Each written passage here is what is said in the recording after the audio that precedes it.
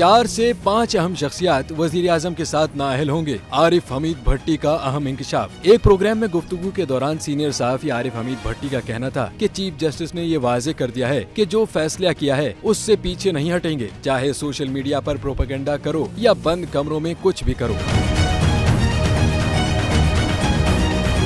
एक सवाल के जवाब में आरिफ हमीद भट्टी का कहना था कि नवाज शरीफ इदारों के लाडले रहे हैं, एक इश्तिहारी मुजरिम को कैसे मुल्क से बाहर भेजा, ये सवाल भी उठाना चाहिए था। हुकूमत ने हमेशा इलेक्शन से फरार का रास्ता चाहा है और आज भी यही कोशिश की, लेकिन अगर इलेक्शन नहीं करवाते तो वजारत फाइनेंस और वजीर आजम समेत हुकूमत के 4 से 5 बड़े लोग नाअहल होंगे।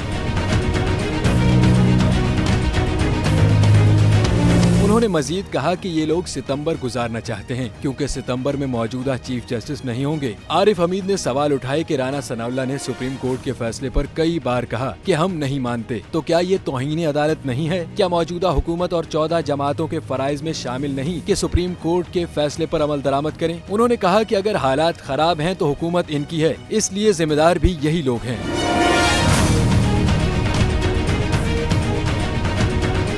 हवाए नफ्स की है हुक्मरानी, लुटेरा कर रहा है पासबानी।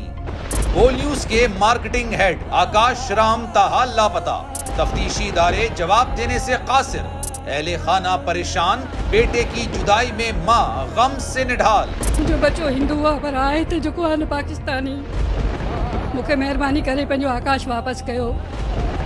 हुकूमत से बेकसूर और मुहिब्बे वतन बेटे की बाजियाबी के लिए फरियाद। आकाश राम के अगवा के खिलाफ अहले खाना की जानिब से सुप्रीम कोर्ट में दरख्वास्त दायर। सुप्रीम कोर्ट के चीफ जस्टिस उमर अता बंदियाल से आकाश राम के अहले खाना की जल्द समाअत की इस्तदा।